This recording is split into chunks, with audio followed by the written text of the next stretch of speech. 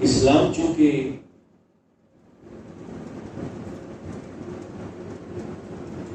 دین فطرت ہے اور ایک ہوا کی ہدایت کا سامان اپنے دامن میں رکھتا ہے، قیامت تک زمانے بدلتے جائیں گے،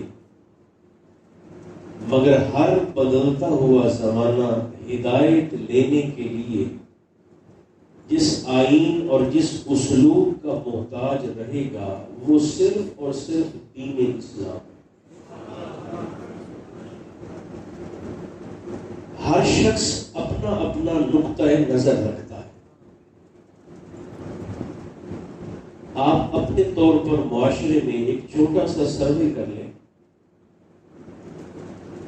تو ہر بندہ معاشرے کے حوالے سے، سوسائٹی کے حوالے سے، حتیٰ کہ ملک کے حوالے سے اپنی اپنی ایک رائے رکھتا ہے۔ کچھ لوگ یہ سمجھتے ہیں کہ ہمارے معاشرے کا سب سے بڑا مسئلہ غربت ہے۔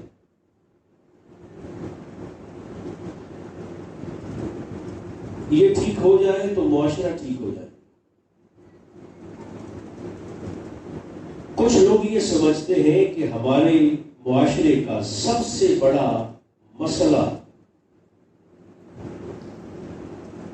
لا قانونیت ہے۔ غریب پکڑا جاتا ہے، متمول نکل جاتا ہے۔ اگر لا قانونیت کا مسئلہ ٹھیک ہو جائے تو ہمارا معاشرہ ترقی کی راہ پہ چلنے لگے۔ صبح شام ہم ٹاک شوز میں سنتے ہیں، اس بات کا بھی اظہار کیا جاتا ہے کہ ہمارے ملک کا سب سے بڑا مسئلہ نظام تعلیم ہے اور نصاب تعلیم کا یکساں نہ ہونا۔ ایک مزدور کا بچہ ہے، ایک تاجر کا بچہ ہے، ایک حاکم کا بیٹا ہے، ایک محکوم کا بیٹا ہے، دونوں کی عمر مدرسے اور سکول جانے کی ہو گئی۔ ایک کے پاس وسائل ہے، دوسرا وسائل سے محروم ہے۔ غریب کا بچہ 12-14 سال ایک مخصوص نصاب کو پڑھتا ہے اور مالدار اور متمول شخص کا بچہ مختلف نظام تعلیم کے ساتھ اور کسی قدر معیاری نظام تعلیم کے ساتھ اپنی زندگی کے 12, 14, 16, 18 سال گزارتا ہے۔ نصاب کے فرق کے ساتھ ان دونوں کی ذہنیت میں فرق ہے، ان دونوں کی سوچ اور فکر میں فرق ہے، ان دونوں کے ماحول میں فرق ہو جائے، حتیٰ کہ ان کے رویوں میں فرق آ جائے۔ کچھ لوگ یہ سمجھتے ہیں کہ نصاب تعلیم کا یکساں نہ ہونا یہ ہمارے معاشرے کا ناسور ہے، مگر اس کے ساتھ ساتھ یہ بات بھی پکی ہے، نصاب تعلیم تو خیر بات کی بات ہے، مگر یہ بات اٹل ہے کہ کورس فقط لفظ ہی سکھاتے ہیں، یہ آدمی ہے جو آدمی بناتے ہیں۔ کتابیں آپ کو لفظ سکھا دیں گی، معنی و مفہوم بتا دیں گی، کورس صرف لفظ ہی سکھاتے ہیں، یہ آدمی ہے جو آدمی بناتے ہیں۔ کسی کامل کی، کسی مربی کی نگاہ کے بغیر کوئی شخص جس نے ساری زندگی کوئی کام نہ کیا ہو اور وہ بازار سے جا کر MBBS کی کتابیں لے کے پڑھ کے سمجھے کہ میں نے اب ڈاکٹری شروع کر دینی ہے، تو میں گزارش کیا کرتا ہوں کہ سوائے قبرستان کو آباد کرنے کی وہ کوئی خدمت سر انجام نہیں دے سکے۔ ہر شخص کے اپنا اپنا نقطۂ نظر رکھتا ہے، سوسائٹی، معاشرے اور ملک کے مسائل۔ اگر آپ نے آیت کریمہ کا ترجمہ غور سے سماعت کیا ہو، جسے لگتا ہے سب سے بڑا مسئلہ غربت ہے، بے روزگاری ہے، نصاب تعلیم کا ٹھیک نہ ہونا ہے، نظام صحت کا ٹھیک نہ ہونا ہے، قانون کی عملداری نہ ہونا ہے۔ آپ یقیناً مجھ سے اتفاق فرمائیں گے، ان سارے بڑے بڑے مسائل کی تہ میں اور جڑ میں جا کر جب آپ دیکھیں گے تو آپ کو ان سارے مسائل کی بنیاد صرف ایک ہی چیز نظر آئے گی، اور وہ چیز ہوگی بددیانتی۔ بولیے کیا ہوگا؟ بددیانتی۔ قبلہ جس بندے کو معاشرے سے غربت ڈیل کرنے کی ڈیوٹی دی گئی ہے، اس نے کہیں نہ کہیں اپنے منصب کے ساتھ دھوکہ کیا۔ جس بندے کو نظام تعلیم ٹھیک کرنے کی ذمہ داری دی گئی تھی، اگر وہ اپنے منصب کے ساتھ ایماندار رہتا تو معاشرہ اس طرح کے مسائل کو آج فیس نہ کر رہا ہوتا۔ جس شخص کو مقننہ نے قانون کو سختی کے ساتھ معاشرے میں لاگو اور نافذ کرنے کی ذمہ داری دی تھی، اس نے کہیں نہ کہیں اپنے منصب کے ساتھ بددیانتی کی ہے، جس کا خمیازہ پورا معاشرہ آج بھگت رہا ہے۔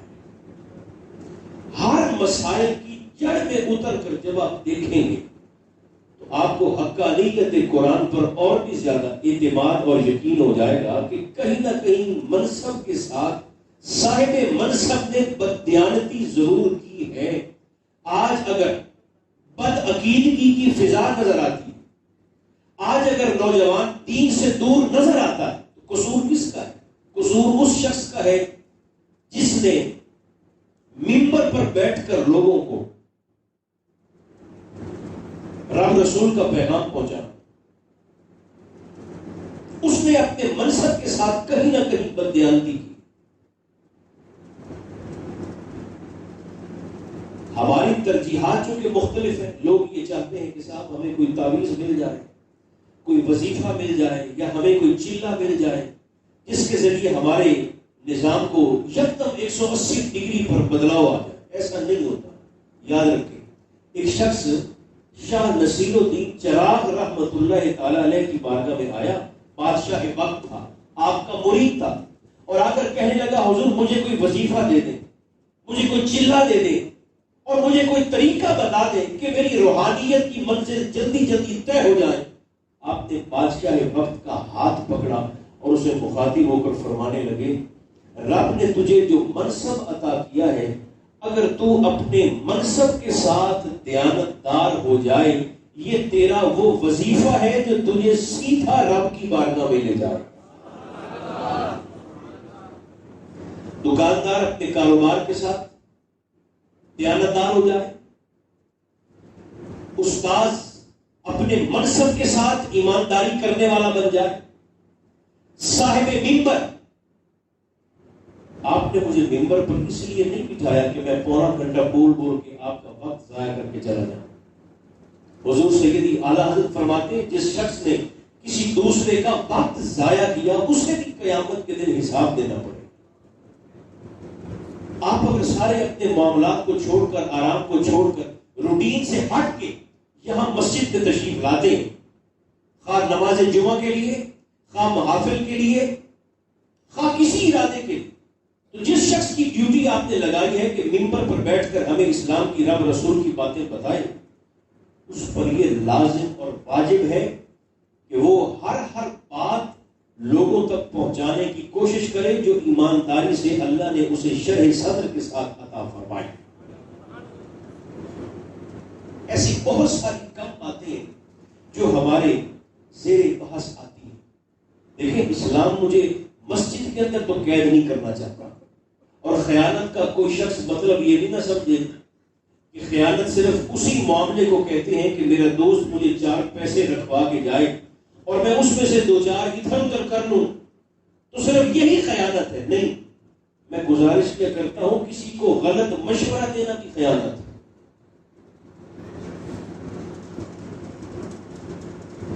جانتے بوجھتے ہوئے کسی کا راز فاش کر دینا۔ آج ہمارا نوجوان فرسٹریٹڈ ہے، پریشان ہے، کونے خدرے ڈھونڈتا پھرتا ہے مجھے کوئی جگہ مل جائے جہاں میں 2-4 گھنٹے بیٹھ کے موبائل چلا سکوں۔ بھئی ہوا کیا؟ اس نے کہا کہ میرے پاس تو کرنے کے لیے کام ہی کوئی نہیں، میں کیا کروں؟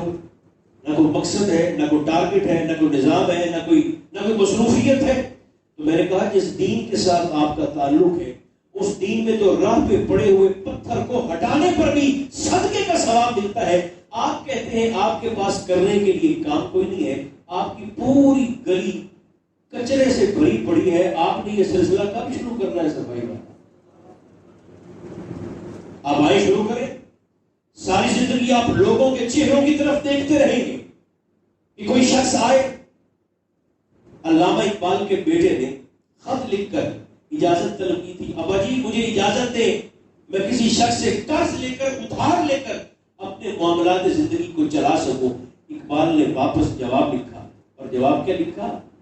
آپ نے اپنے لخت جگر سے مخاطب ہو کر فرمایا تیار عشق میں اپنا مقام پیدا کر۔ تو ساری زندگی لوگوں پر نظر رکھے گا کہ کوئی آئے تجھے اٹھائے اور کوئی آئے اور تجھے میدان زندگی میں کامیاب کرے؟ اقبال فرماتے ہیں تیار عشق میں اپنا مقام پیدا کر، نیا زمانہ نئے صبح و شام پیدا کر، اور میرا طریق امیری نہیں فقیری ہے، خودی نہ بیچ غریبی میں نام پیدا کر۔ خیانت کا معنی صرف یہ نہیں ہے کہ کوئی میرے پاس امانت رکھوا جائے تو اسی پہ گڑبڑ کر کے میں صرف خیانت کا مرتکب ہوتا ہوں، ہرگز نہیں۔ جس شخص کو اللہ نے منصب دیا، مزدور سے لے کے حاکم تک ہر شخص صاحب منصب ہے۔ میں نے جمعہ پر بھی مثال دی تھی، آپ کو بھی عرض کرتا ہوں، مزدور کوئی عام بندہ نہیں ہے۔ میرے معاشرے میں مزدور وہ شخصیت ہے جس کے سامنے کھڑے ہو کر میرے نبی نے مزدور کا مقدمہ لڑا۔ سرکار فرماتے ہیں اس کی مزدوری، اس کا پسینہ خشک ہونے سے پہلے اس کو دینا، ورنہ قیامت کے دن پکڑے جاؤ۔ اگر میرے محبوب نے اس قدر پیار کا اور عزت افزائی کا اظہار فرمایا ہے مزدور کے متعلق، تو پھر مزدور کو بھی چاہیے نا کہ اگر وہ چائے پینے کے لیے جائے تو پھر 1.5 گھنٹہ ضائع کر کے نہ آئے، اپنے منصب کے ساتھ امین رہے۔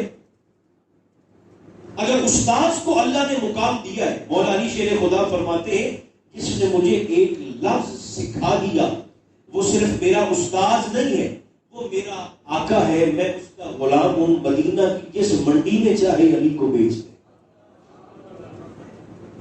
اتنا بڑا اعزاز رب نے استاذ کو دیا، مربی کو دیا، شیخ کو دیا، تو پھر اسے بھی تو چاہیے نا کہ اپنے منصب کے ساتھ وفا کرے۔ چاہے اسکول میں جاتا ہے، چاہے درسگاہ میں بیٹھتا ہے، چاہے آستانے پر بیٹھتا ہے، چاہے یونیورسٹی اور کالج جاتا ہے، اسے چاہیے کہ اپنے منصب کے ساتھ ایماندار رہے، دیانت دار رہے۔ میرے اور آپ کی کریم آقا فرماتے ہیں، کتنے سخت الفاظ ہیں، حضور فرماتے ہیں جب رب کسی شخص کو مسلمانوں پر کوئی عہدہ اور منصب دے دے اور پھر ایک وقت ایسا آئے کہ وہ شخص عہدے تقسیم کرنے لگے اور وہ عہدے قابلیت کی بنیاد پر نہیں، محبت کی بنیاد پر دینا شروع کر دے، سرکار فرماتے ہیں اس پر اللہ کی بھی لعنت ہے، اللہ کے رسول کی بھی لعنت ہے، اس کے فرشتوں کی بھی لعنت ہے۔ اس بندے کا نہ رب کی بارگاہ میں کوئی فرض قبول، نہ نفل قبول، اور قیامت کے دن اللہ اس کے اعمال کو تولے بغیر اسے اٹھا کر جہنم کے شعلوں کے سپرد کر دے گا۔ ایک چیز ہوتی ہے محبت اور ایک چیز ہوتی ہے قابلیت، دونوں میں فرق ہے۔ محبت اور چیز ہے، بولیے قابلیت۔ جب منصب آگے ٹرانسفر کرنا ہے، جب کسی کو عہدہ دینا تو محبت اور جذبات کے تحت نہیں، اگلے کی قابلیت کو دیکھ کر۔ حضرت ابو ذر غفاری رضی اللہ تعالی عنہ جن کے متعلق سرکار نے فرمایا اس آسمان کے نیچے اور اس زمین کے اوپر ابو ذر غفاری سے زیادہ سچا بندہ رب نے کائنات میں پیدا ہی نہیں فرمایا۔ ایک لمحے کے لیے ذرا سوچیں، کسی حضور سچا فرما دے وہ کتنا سچا ہوگا۔ اس زمین کے اوپر یہ میرے نبی کی ابو ذر کے ساتھ محبت ہے، اور اس آسمان کے نیچے ابو ذر سے زیادہ سچا بندہ رب نے کائنات میں پیدا نہیں فرمایا، یہ محبت۔ مگر یہی سچا ابو ذر غفاری ایک دن چلتے چلتے حضور کی بارگاہ میں آ گئے اور کہنے لگے حضور مجھے فلاں صوبے کا گورنر بنا دیں۔ ہے سچا، ہے حضور کا صحابی، مگر جہاں منصب اور عہدہ دینا تھا وہاں سرکار نے کوئی لگی لپٹی رکھے بغیر ابو ذر سے مخاطب ہو کر فرمایا ابو ذر تو سچا ضرور ہے، میرا غلام ضرور ہے، پیار کرنے والا ضرور ہے، منصب صحابیت پر فائز ضرور ہے، مگر یہ گورنری کا منصب تیرے بس کی بات نہیں۔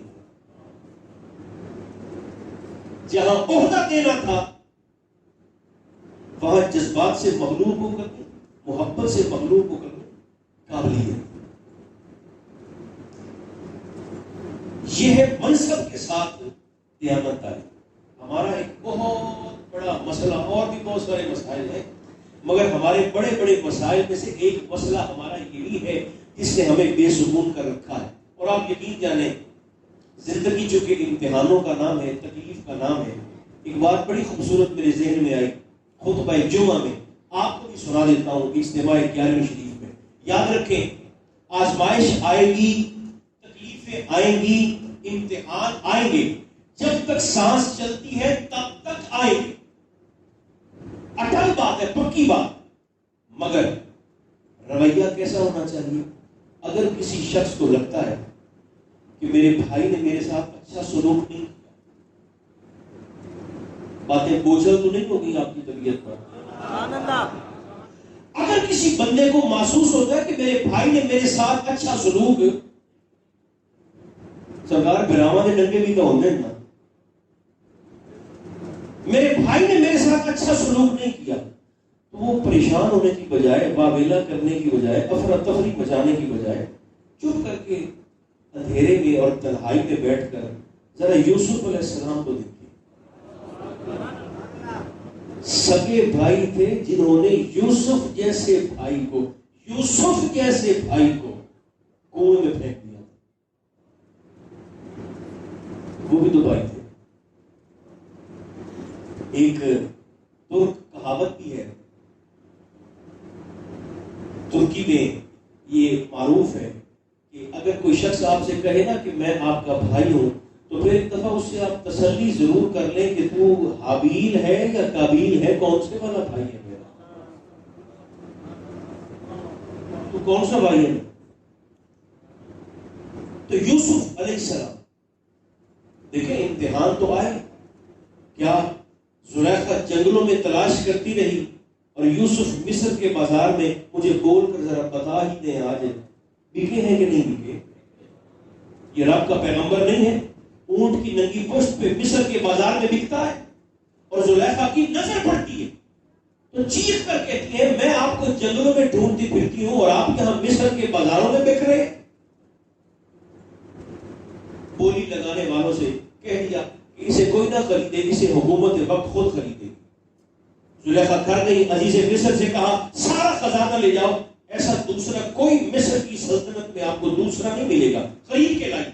عزیز مصر نے 70 اونٹوں پر سونا لادا، یوں سمجھے کہ ساری حکومت کا بیت المال خزانہ خالی ہو گیا، اونٹوں پر لاد کر مصر کے بازار میں آئے، اور جب حکومتی خزانہ دیکھا تو جو چھوٹے موٹے بولیاں لگانے والے تھے بیوپاری وہ تو ویسے ہی بھاگ گئے۔ عزیز مصر نے جناب یوسف کے مالک سے پوچھا، یہ تفسیر قرآن ہے جو عرض کر رہا ہوں، اس نے کہا کیا قیمت ہے؟ مالک نے کہا کہ ترازو کے ایک پرڑے میں میں یوسف کو بٹھاتا ہوں، دوسرے پرڑے میں آپ مال رکھیں، جتنے مال کے عوض یوسف تل گیا یوسف آپ کا مال میں۔ عزیز مسکرایا، اس نے کہا کہ دبلا پتلا سا نوجوان کہاں سونے کے بورے 70 اونٹوں پر لدے ہوئے، اور کہاں یہ خوبصورت دبلے پتلے جسم کا نوجوان۔ مالک نے مسکرا کے کہا آپ تولیے، ایک پرڑے میں یوسف کو بٹھایا گیا، دوسرے پرڑے میں سونے کے بورے اس نے رکھنا شروع کیا۔ مختصر کرتا ہوں تاکہ آپ کا بھی وقت بچے، میرا بھی بچ جائے۔ 70 کے 70 اونٹوں کے بورے ایک پرڑے میں رکھ دیے گئے، مگر یوسف کا پرڑا ٹس سے مس نہیں ہو رہا۔ عزیز مصر سر پیٹ کے رہ گیا۔ یہ کیا ہوا؟ ایک جملہ کہنے لگا ہوں، یقین جانے، رسول بک بھی رہا ہونا تو کریم ہوتا ہے۔ آپ نے خریدار کو بلا لیا عزیز مصر کو، اور کاغذ پہ کچھ لکھا ہوا اس کے ہاتھ میں دیا، فرمایا یہ چپ کر کے جا کر اس بورے والے پرڑے کے اوپر رکھ دو۔ کاغذ کا ٹکڑا اس نے جا کر رکھا، وہ کاغذ کا ٹکڑا ایسے رکھنے کی دیر تھی، یہ پرڑا مال والا، بوروں والا، سونے والا بھاری ہو کے جھک گیا، یہ پرڑا ہلکا ہو کے جب ایسے اٹھنے لگا، عزیز آ گیا اور اس نے آپ سے کہا کہ مجھے 70 بولیاں آتی ہیں، 70 زبانیں، یہ آپ نے کاغذ کے ٹکڑے پر کیا لکھا ہے؟ فرمایا پڑھ لو۔ اس نے پڑھا، 70 بولیوں کا عالم تھا عزیز مصر، 70 زبانوں کا عالم، مگر نہ پڑھ سکا۔ اس نے کہا عاجزی کا اظہار کر دیا، جی میں نہیں جانتا یہ کیا لکھا ہے۔ آپ نے فرمایا یہ ہماری بولی ہے۔ اس نے کہا پھر بتا دیں، ارشاد فرمائیں کیا لکھا ہے؟ آپ نے فرمایا یہ لکھا ہے بسم اللہ الرحمن الرحیم۔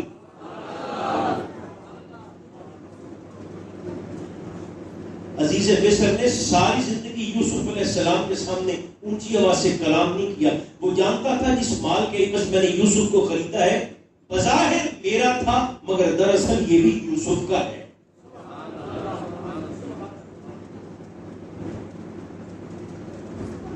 بسم اللہ الرحمن الرحیم، ایک آیت، نتیجہ کتنا خوبصورت ہے۔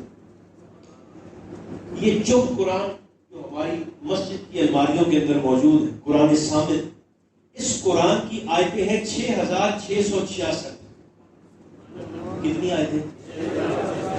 بول دیں، زور سے بول دیں، چوب قرآن کی کتنی آیتیں ہیں؟ 6600، اور ایک آیت کے بدلے میں نبوت بک گئی ہے۔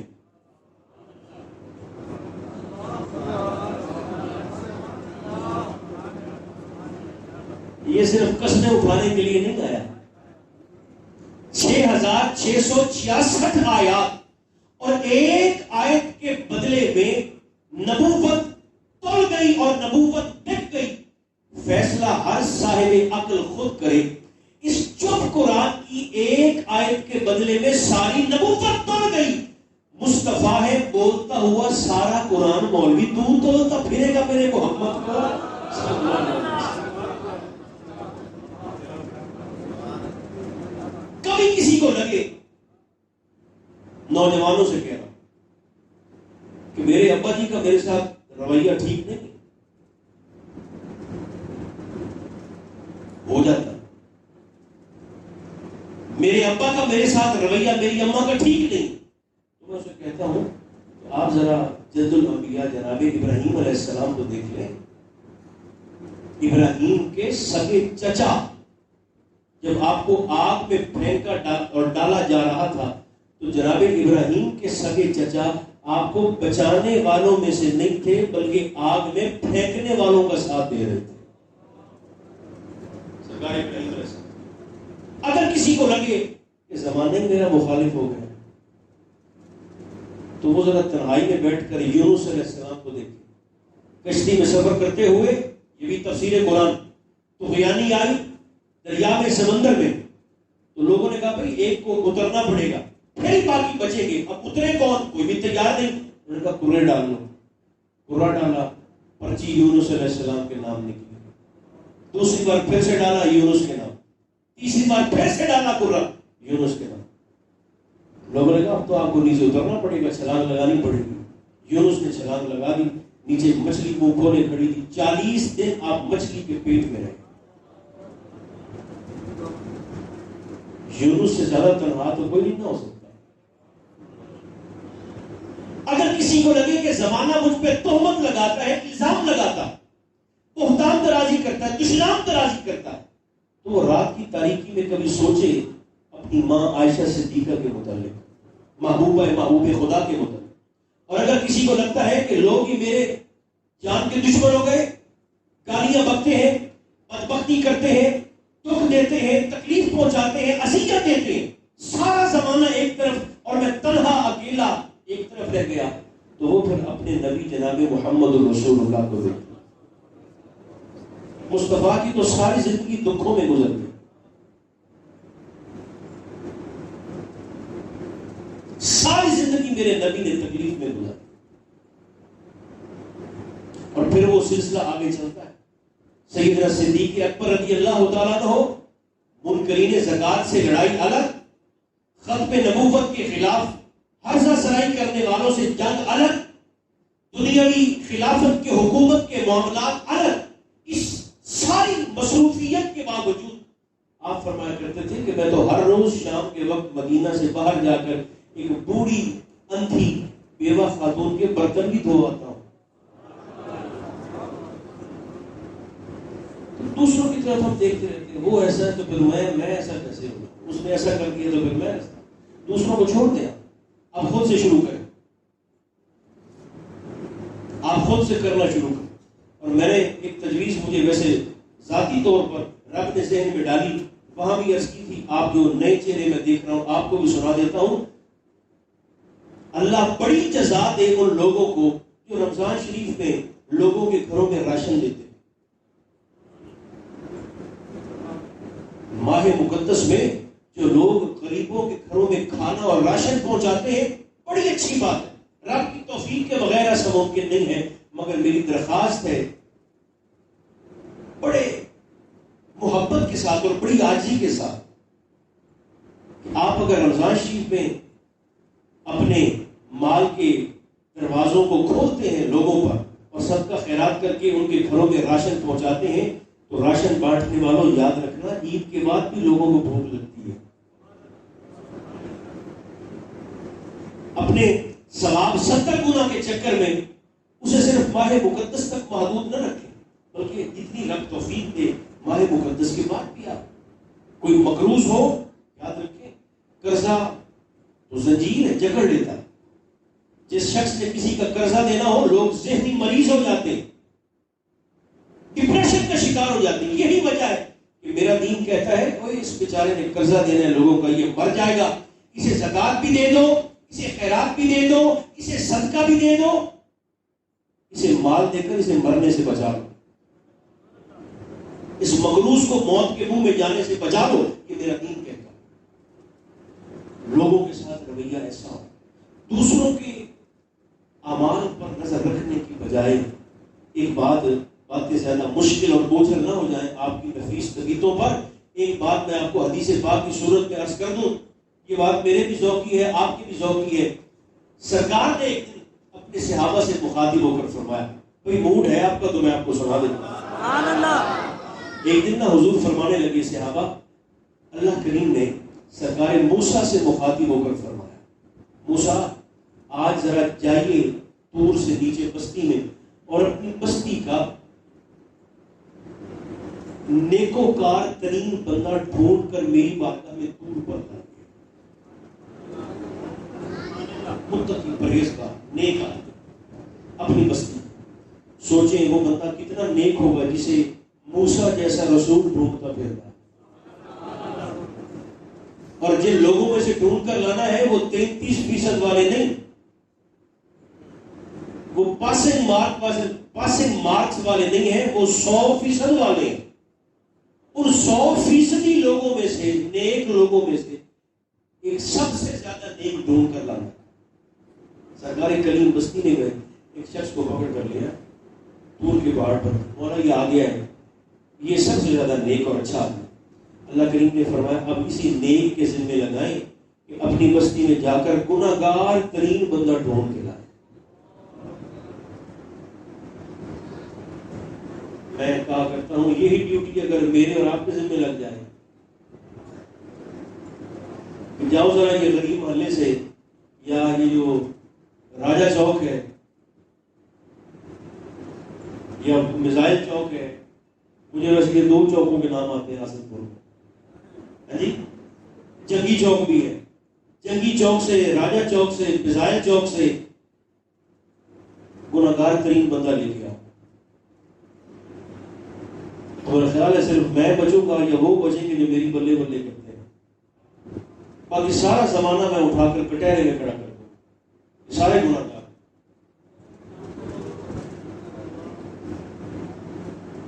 رند بخشے گئے قیامت میں، شیخ کہتا رہا حساب حساب۔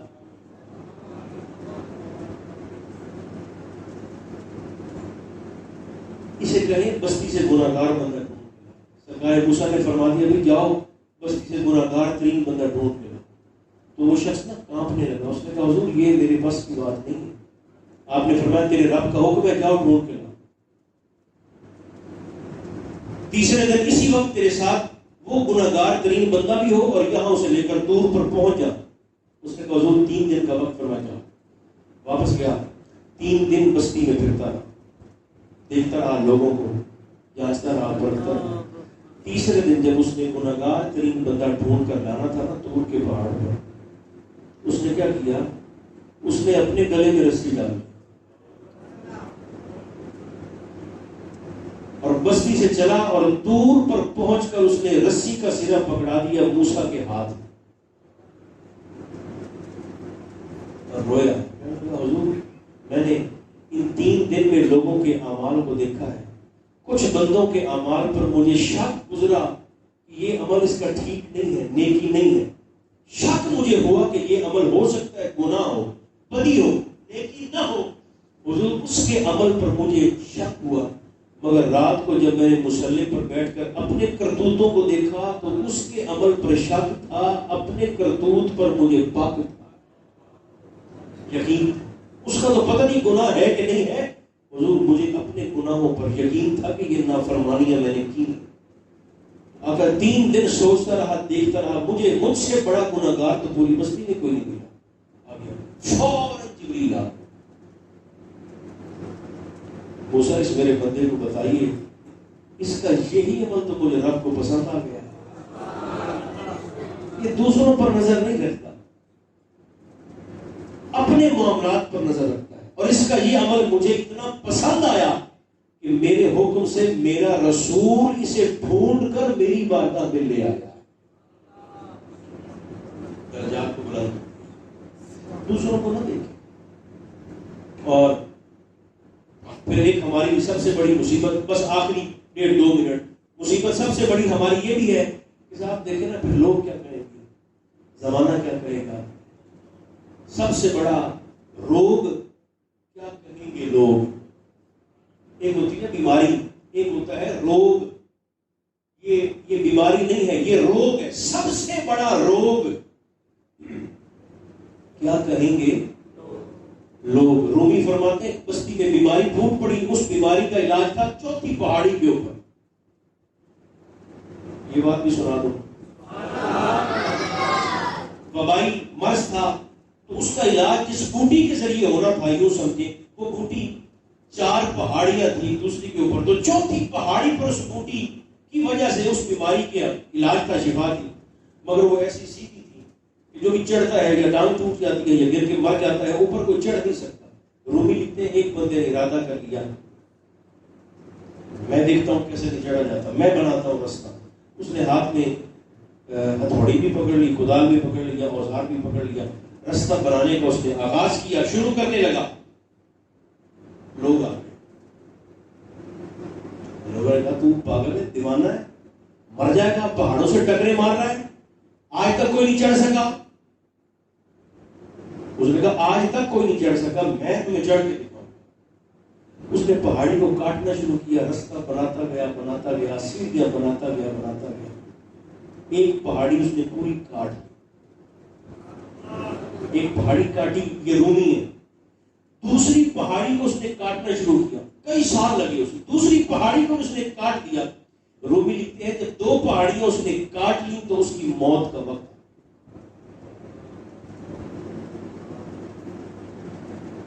ہمارے بندے اتنے جلد باز ہیں، نوجوان جذباتی ہیں، وہ سمجھتے ہیں کہ جو کام ہم آج کر رہے ہیں نا 2 + 2 = 4 کی طرح، اس کا ابھی 2-4 دن میں رزلٹ نکلنا چاہیے۔ ایسا نہیں ہوتا، وہ علی کل شیء قدیر ہے، مگر ہماری تربیت کے لیے فرماتا ہے میں نے بھی آسمانوں کو 6 دنوں میں پیدا کیا ہے۔